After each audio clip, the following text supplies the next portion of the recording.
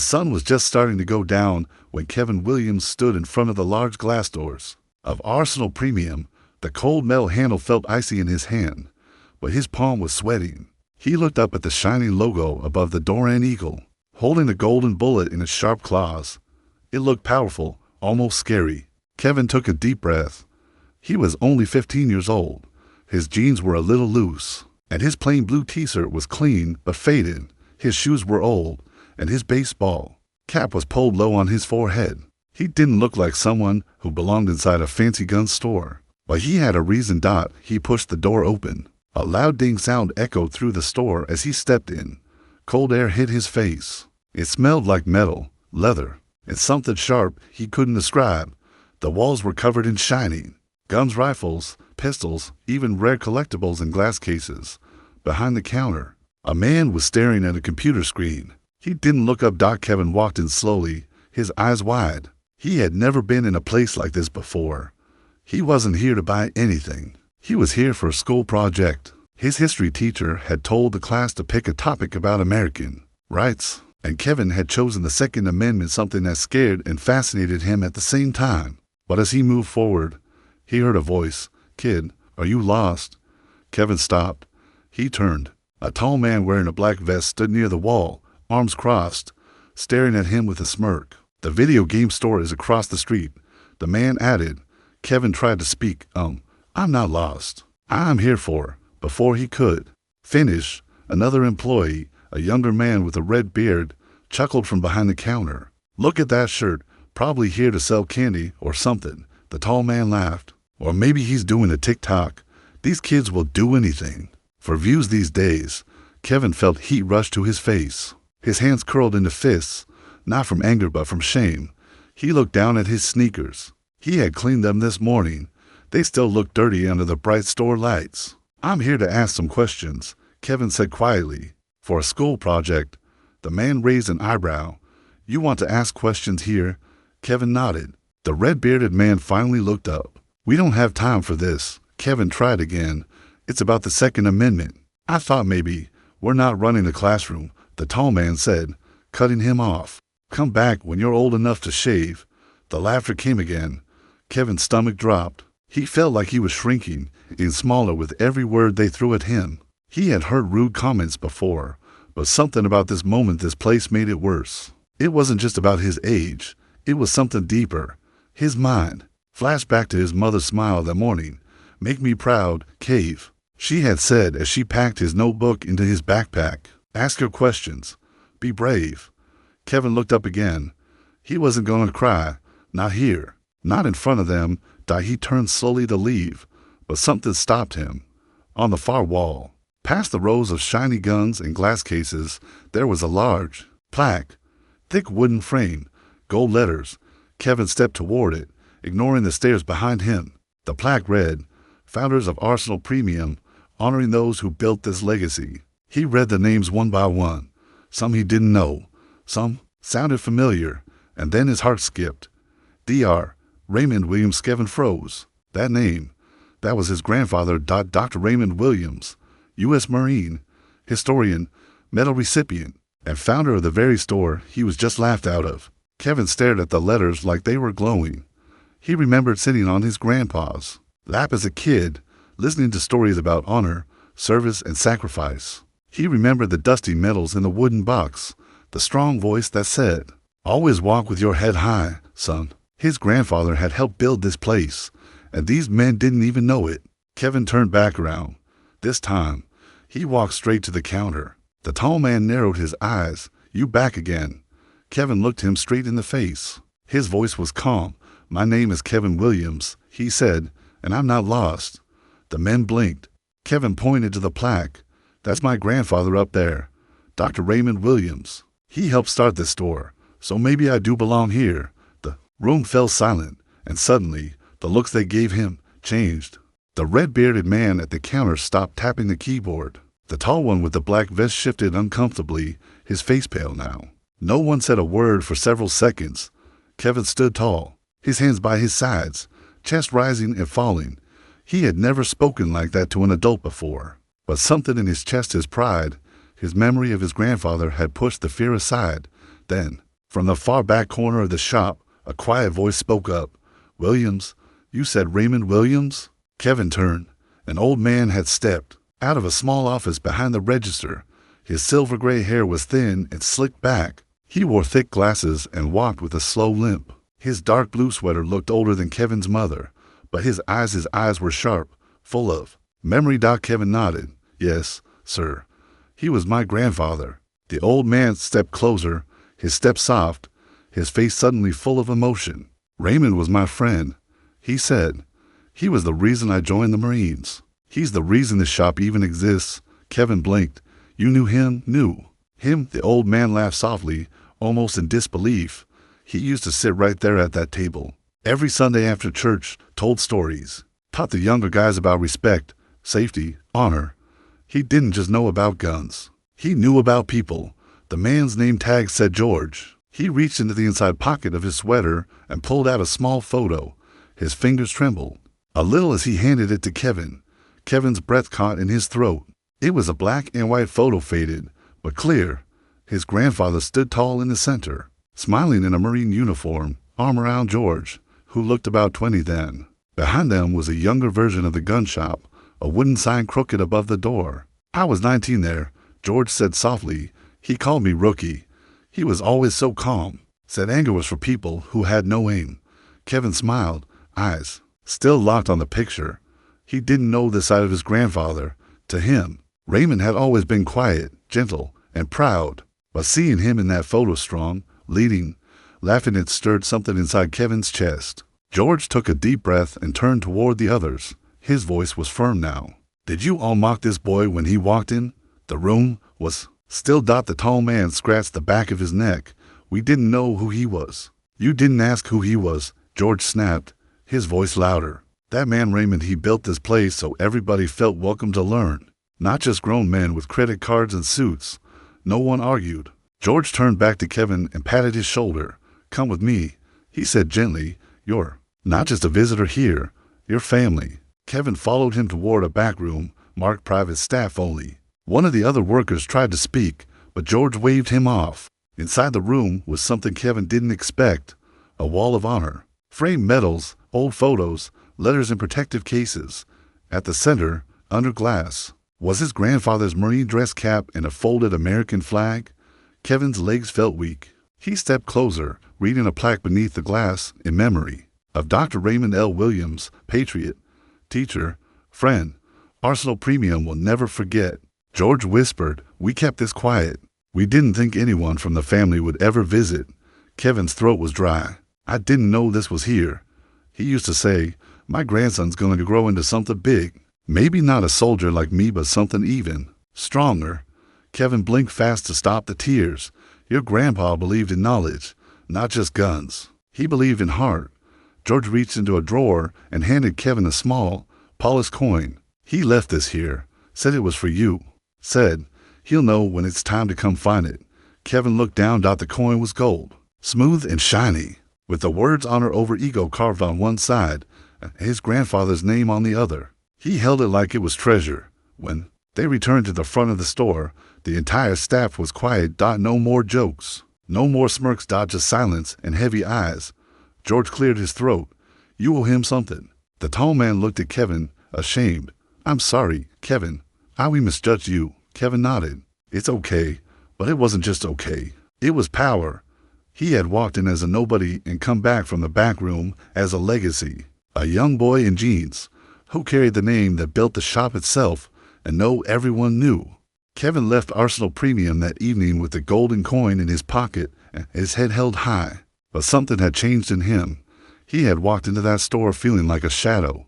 Now, he felt like a flame, not because of the gun shop or the apology, but because for the first time in his young life, he saw himself through his grandfather's eyes. Back home, Kevin sat at the kitchen table, holding the coin tightly in his hand. His mother, Danielle Williams, walked in, still wearing her nursing scrubs from the hospital. Her hair was pulled back, and her eyes looked tired, but they softened the moment she saw Kevin. "You're home early," she said, setting down her bag. Kevin didn't speak. He just placed the golden coin gently on the table. Danielle's breath caught.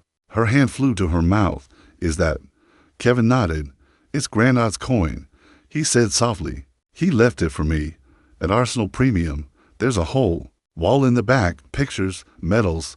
They remembered him, Mom. One of his Marine buddies still works there. He knew everything. Danielle sat down slowly, her eyes filled with tears as she picked up the coin. Her fingers trembled. He always talked about this coin, she whispered. Said it was only meant for the one who would walk his own path. Kevin, he meant you. Kevin swallowed hard. I didn't even want to go today, he admitted. They laughed at me when I walked in, called me a kid, said I didn't belong. Danielle looked up, her eyes hardening. They what? He smiled. A little. It's okay. It doesn't matter now. Because one of them, George, she told them who I was. And suddenly, everything changed. She leaned across the table and held his face in her hands. I always told you, Kevin, you carry his blood, but today, you carried his spirit. That night, Kevin sat at his desk and opened his school notebook. He didn't even hesitate. He knew exactly what he wanted to write for his project. The title, The Power of a Name, Raymond Williams, the grandfather I never knew, and in the opening paragraph, he wrote, They thought I didn't belong, but the walls knew my name before I even said it. The next morning, Kevin's teacher, Mr. Harlan, was blown away by the early draft Kevin submitted. This isn't just a school report, he said, looking over his glasses. This is a story, a powerful one. Mr. Harlan posted the opening paragraph on the school's bulletin board. Students stopped to read it all day. Some even asked Kevin about it between classes. By lunchtime, the story had spread beyond the school. Why? Because someone had taken a picture as Kevin left the gun shop the night before. A local journalist named Andrea Coleman had been across the street, picking up dinner. She had seen the awkward interaction when Kevin walked in, and she had watched in curiosity when he came back out surrounded by staff, with George's hand on his shoulder, holding a gold coin. Something about it made her take out her phone and snap a quiet photo. She posted it on her small-town news blog that night with the caption, 15-year-old walks into gun shop. 1 hour later, they all follow him out. She didn't even know the full story, but it went viral anyway. By morning, hundreds had shared it. By noon, thousands. Kevin's inbox exploded. His school flooded with media requests. Strangers wanted to know who this boy was, why the coin mattered, what the plaque said. George, the old Marine, was interviewed on local news that night. He sat in the gun shop's back room beside the memorial wall and told the city about Raymond Williams, the Marine who believed every boy had a spark in him even if the world tried to blow it out. He once told me, George said, that greatness doesn't always wear a uniform. Sometimes it wears jeans and sneakers and walks in quietly just to ask a question.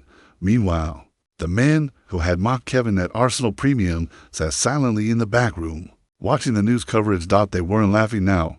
I didn't know. One said, You didn't ask. George replied firmly, That's the difference between judgment and curiosity. The store's owner later issued a formal apology both to Kevin and to his family. But Kevin didn't care much about the apology because something better had happened. He had become a voice, not just for himself, but for every other kid who had ever walked into a place and been told without a word that they didn't belong. Kevin had flipped the script, and now everyone was listening.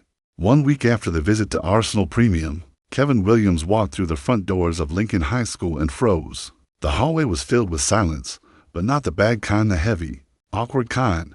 No, this silence was something else. Respect. Eyes turned toward him, not with mockery, not with confusion, but with quiet awe. Students who once ignored him nodded as he passed.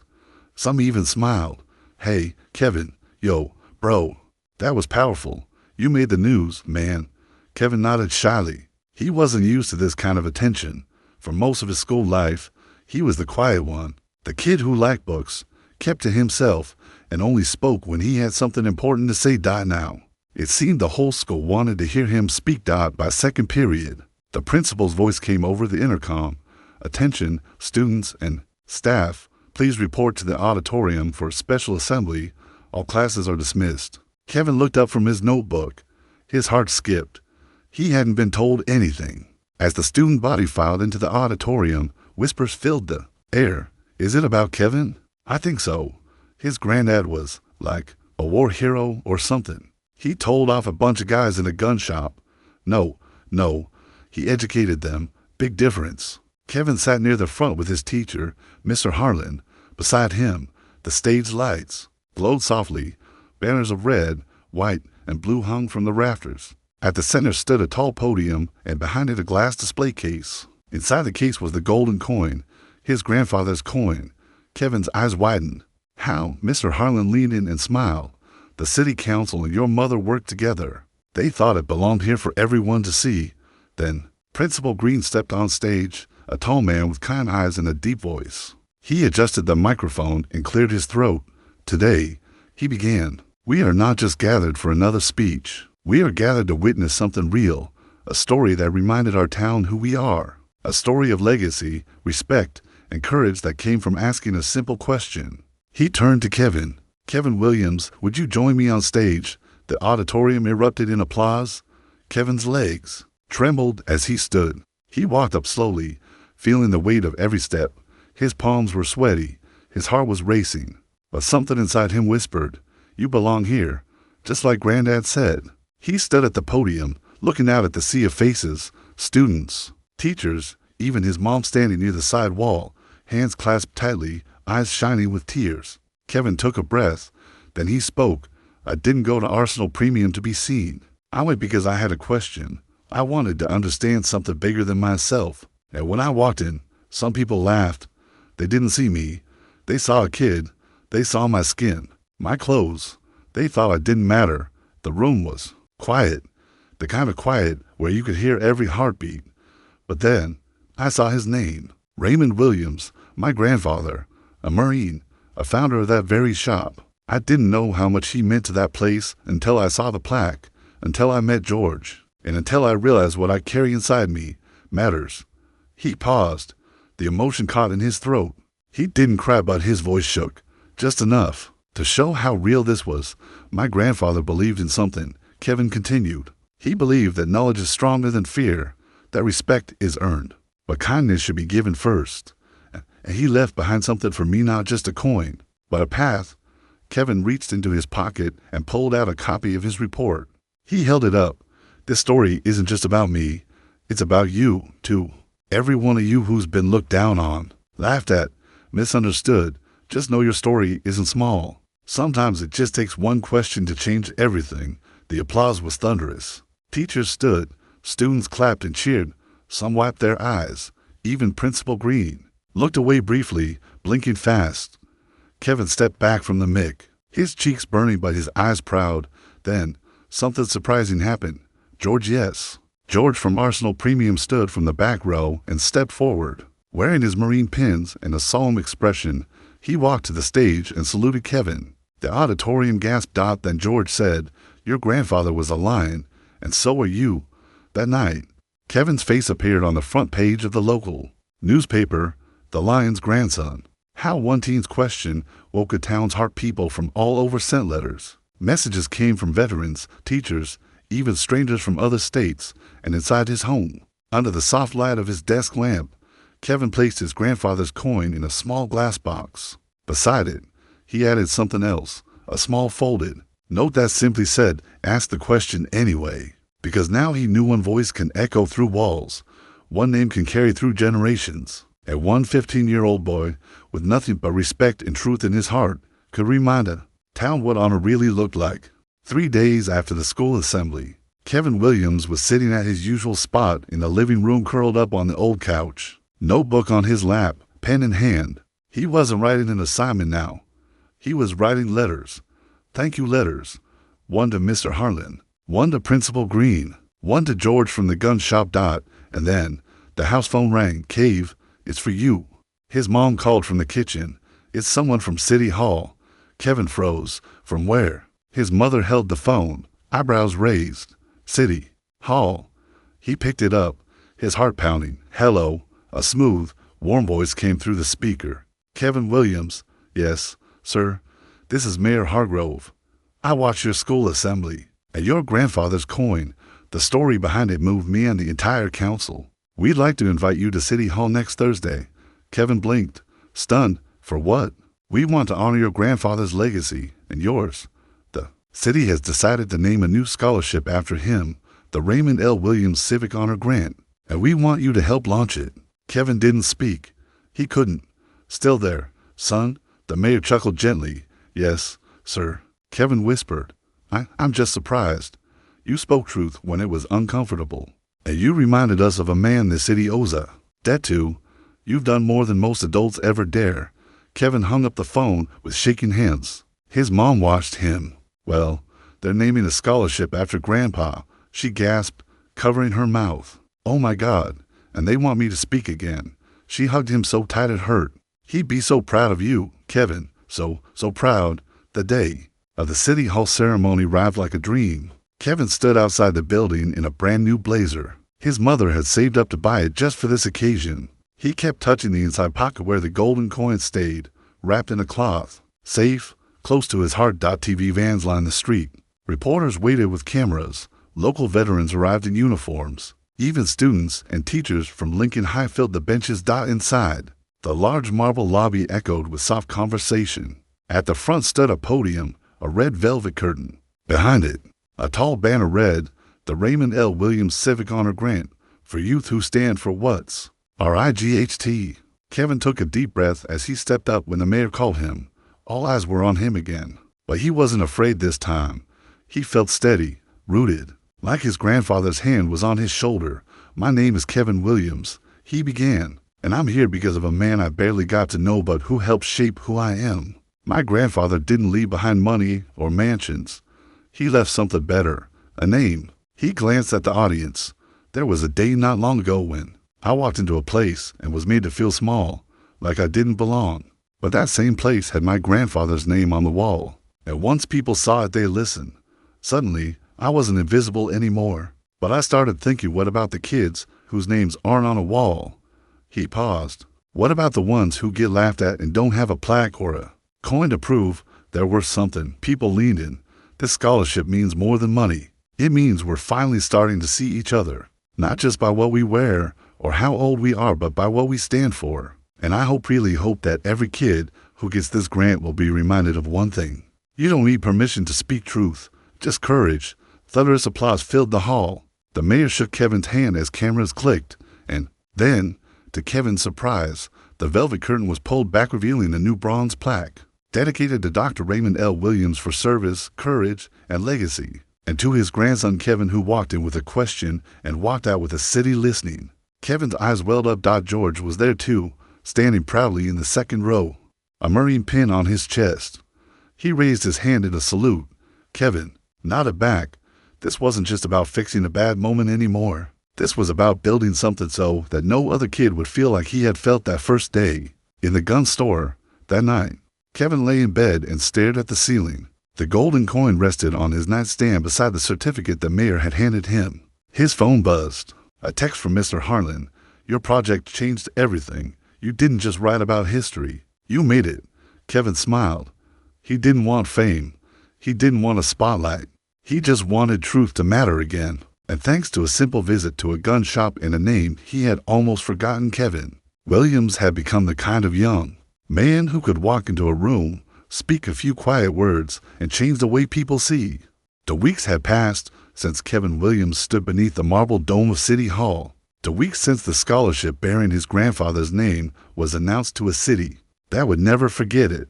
And yet Kevin didn't feel finished, because something was still pulling at his heart, a quiet voice that wouldn't let him rest. It wasn't just about the plaque, or the golden coin, or even the crowd that had once mocked him and now stood in applause. No.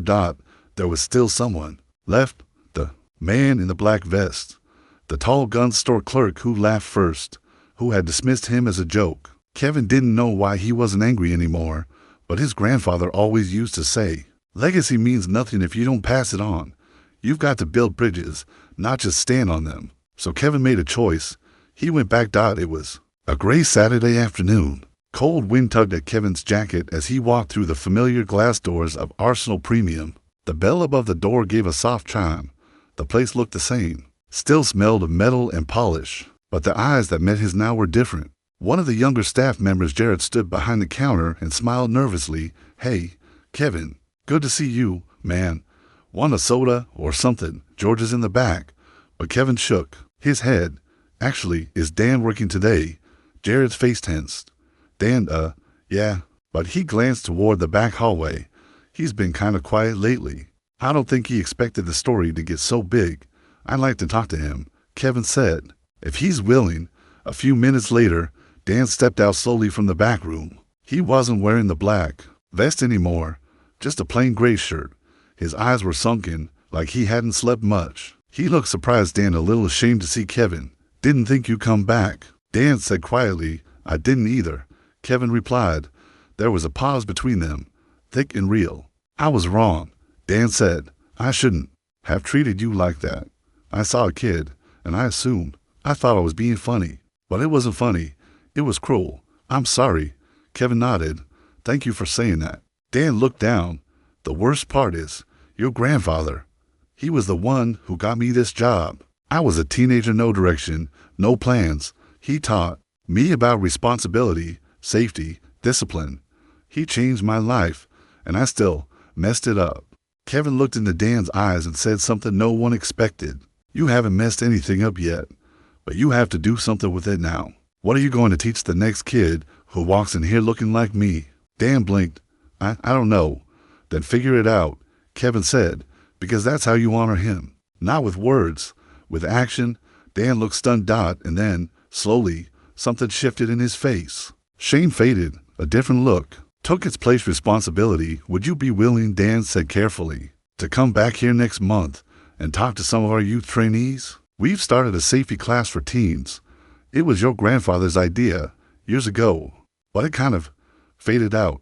Maybe we could bring it back together. Kevin smiled for the first time. I'd like that. That night, Kevin sat at his desk once again, but this time, he wasn't writing a school essay. He was drafting a presentation. Legacy is not a weapon. It's a door. He thought about how far he had come, a 15-year-old who walked into a gun shop, mocked for his appearance, now shaping how that same place would treat the next generation. He thought about how fast a name can become power or pain, and how easily silence can be mistaken for weakness. But Kevin hadn't stayed silent. And now, his voice had built bridges. 3 weeks later, the youth safety seminar launched with 15 teens, boys and girls of all backgrounds seated in a circle inside Arsenal Premium's training room. Kevin stood at the front, golden coins still tucked in his pocket, speaking clearly and calmly. Most people don't expect someone like me to teach them about this, he said. And that's the problem. Our country was built on the idea that rights are for everyone, not just the loudest, not just the strongest, but also for the quiet kid who dares to ask a question. He paused, then held up a photo of his grandfather. This is the man who made this place possible. But it's our job to decide what kind of place it becomes next. And as those young eyes stared back at him, not with doubt, not with pity, but with belief, Kevin Williams knew this story had never been about guns. It was about respect, about belonging, about who gets heard and who finally gets to speak back. Epilogue. A year later, Arsenal Premium's youth safety program had expanded to 5 neighboring towns. The scholarship fund awarded its first grant to a girl who used to be afraid to speak in class. And above the front door of the gun shop, next to the founding plaque, hung a new sign, Ask the Question Anyway, in honor of Kevin Williams. Because sometimes the most powerful thing a person can carry isn't a weapon. It's a name that echoes through walls, and the courage to make it mean something.